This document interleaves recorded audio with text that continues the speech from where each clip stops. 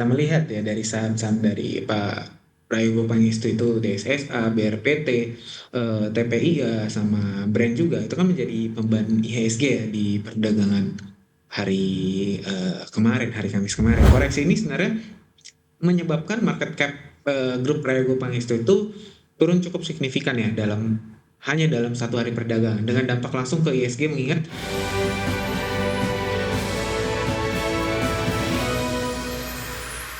Dan pemirsa masih di Market Buzz dan sebelum kita lanjutkan perbincangan saya akan coba sampaikan update pergerakan indeks harga saham gabungan di pembukaan di sesi pertama pada perdagangan Jumat pagi ini di mana tampaknya sesuai dengan prediksi tadi dari Bapak Christian di mana indeks harga saham gabungan hari ini lebih cenderung akan bergerak konsolidasi karena dibuka di sesi pertama pada pagi tadi di 7.910.099 beberapa saat yang lalu maksud kami.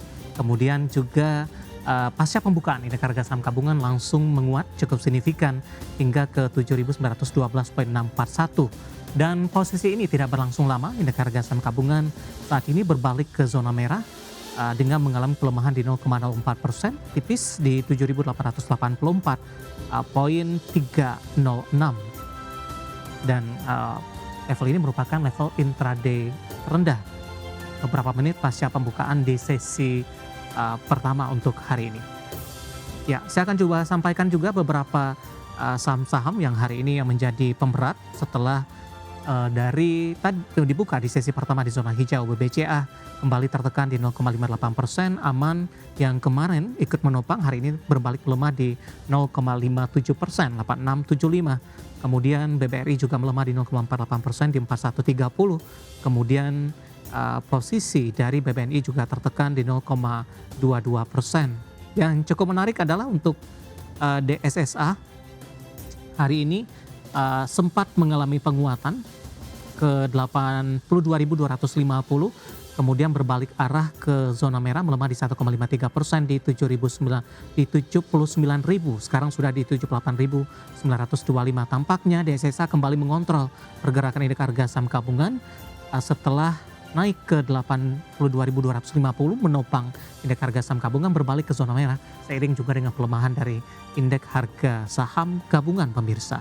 Dan selanjutnya saya juga akan sampaikan update dari pergerakan bursa Asia di mana Nikkei melemah di 0,11%, STI menguat tipis di 0,01%, Kospi menguat di 1,06% dan Hang Seng melemah di 0,24%. Updatean dari pembukaan bursa Asia dan semoga bisa menjadi referensi untuk Anda. Dan sebelum kesampilan kita akan berbincang kembali terlebih dahulu dengan Bapak Christian Sitorus yang merupakan riset MNC Sekuritas. Pak Christian, kita lanjutkan kembali tadi DSSA kembali tampaknya mengontrol ini pergerakan indeks harga saham gabungan. Tadi juga sudah kita ulas Pak untuk DSSA. Nah, bagaimana Anda melihat review singkat saja untuk pergerakan dari saham-saham grup Prayogo Pangestu yang kemarin juga ikut menjadi pemberat Pak Christian dan pasca pembukaan saham-sahamnya juga masih melanjutkan pelemahan. Oke, kalau misalnya kita melihat ya dari saham-saham dari Pak Prayogo Pangestu itu DSSA, BRPT, TPIA, sama Brand juga itu kan menjadi pemban IHSG ya di perdagangan hari Kamis kemarin, di mana setelah saham utamanya ini mengalami koreksi dan menjadi salah satu penekan untuk IHSG, di mana kalau misalnya kita melihat kembali di penutupan perdagangan lalu, DSSA itu minus 13%, sementara BRPT itu 2,9%, PIA itu 0,6%, dan Brand itu 2% ya melemahnya. Koreksi ini sebenarnya menyebabkan market cap grup Prayogo Pangestu itu turun cukup signifikan ya hanya dalam satu hari perdagangan dengan dampak langsung ke ISG mengingat bahwa bot dari saham-saham ini cukup besar untuk penyumbangnya kepada ISG itu. Namun secara fundamental kita masih lihat prospek bisnis grup ini masih ditopang oleh diversifikasi sektor ya, mulai dari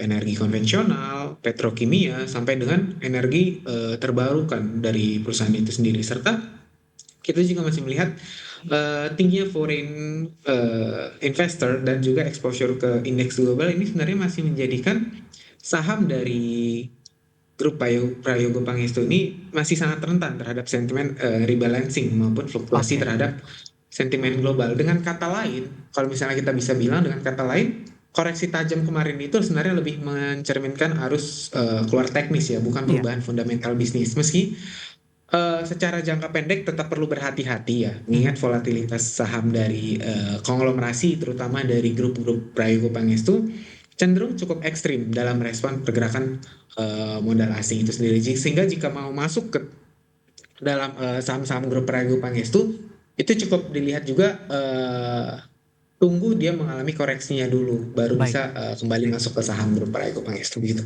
Oke, analisis dari saham-saham grup Prayogo Pangestu. Pak Christian, kita akan coba lihat terlebih dahulu saham-saham pilihan apa saja yang Anda rekomendasikan.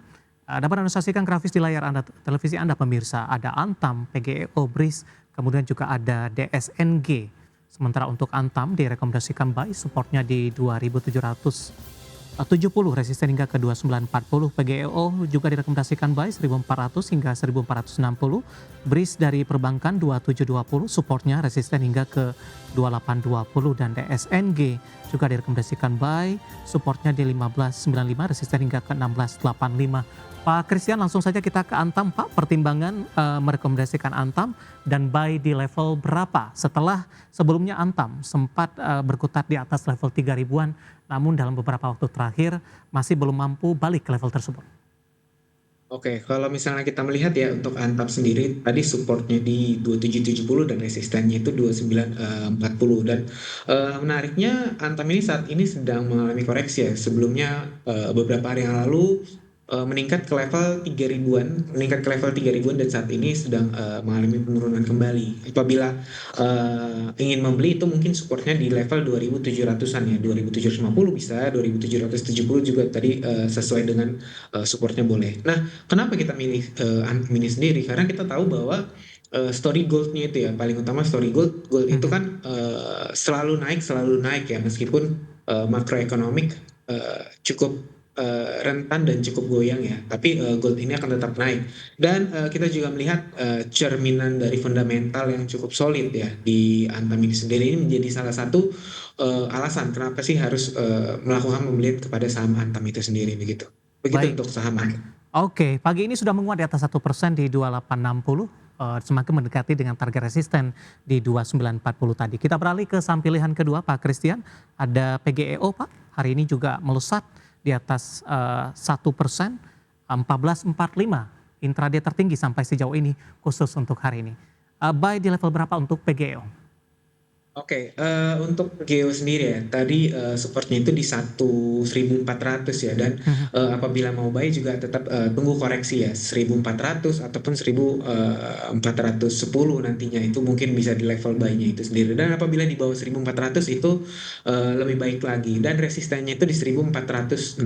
Mungkin saat ini sampai Geo itu masih berada di level 1.400 ya, tapi kita ya, juga melihat secara fundamental itu story renewable sih. Karena kan mhm, kita melihat bahwasanya Indonesia itu menjadi kedua terbesar untuk renewable ya, untuk panas bumi ya sebenarnya iya, untuk panas bumi itu sendiri itu Indonesia yang kedua terbesar setelah Amerika Serikat.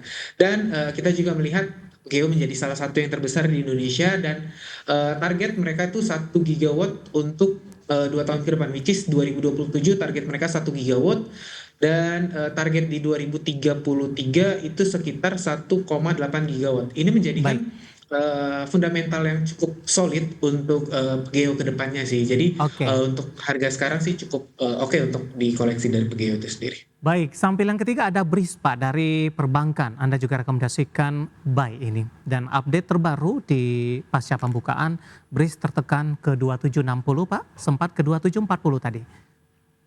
Oke, untuk beri sendiri 2760 dan 2740 cukup relatif tidak yang terlalu tertekan ya. Dengan support itu yang tadi saya coba berikan itu di 2720 ya. Apabila ingin buy di level 2720 dan apabila lebih oke lagi mungkin di bawah 2700 untuk Breeze ini sendiri. Dan resistennya itu di 2820 dan apabila menembus itu mungkin berada di level sekitar 3000. Kenapa kita milih Breeze? Ya, Yang pertama adalah fundamental yang paling bagus di antara perbankan lainnya kayak BNI, BRI, BMRI. Dan bank-bank lainnya, BRICS cukup oke untuk fundamentalnya karena ada growth, sedangkan yang lain itu cukup flat ya untuk, earnings-nya itu sendiri. Kemudian kita juga melihat loan growth yang, cukup solid dan cukup bagus untuk, BRICS ini sendiri. Kemudian cost of fund, yang paling murah ya Iya, dibanding, perbankan lainnya dan, yang terbaru kemarin itu bukan terbaru sih, tapi yang terkait dengan Bullion Bank Story-nya itu kan, menjadi salah satu katalis positif ya untuk, saham BRICS itu sendiri begitu, untuk jangka panjangnya. baik. Terakhir Pak, untuk DSNG hari ini tampaknya koreksi setelah mengalami kenaikan signifikan dalam beberapa waktu terakhir.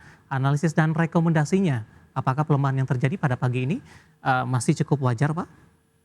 Oke, untuk DSNG sendiri untuk penurunannya masih cukup wajar ya saat Mhm. ini dengan, nanti kita memberikan area support itu di 1595 apabila ingin membeli, buy lagi itu mungkin di area 1500 dan resistennya itu di 1685 ya dan apabila menembus itu mungkin bisa di atas 1725 dan kenapa kita memilih DSNG kita, cukup lihat harga komoditis ya, Mhm. komoditi untuk, CPO ini Iya. tinggi ya, sejalan dengan demand yang, tinggi namun supply yang sangat, ketat saat ini. Untuk supply-nya cukup, sedikit namun, demand yang tinggi secara matematika maka harga CPO Mhm. juga akan, cukup relatif tinggi sih, gitu.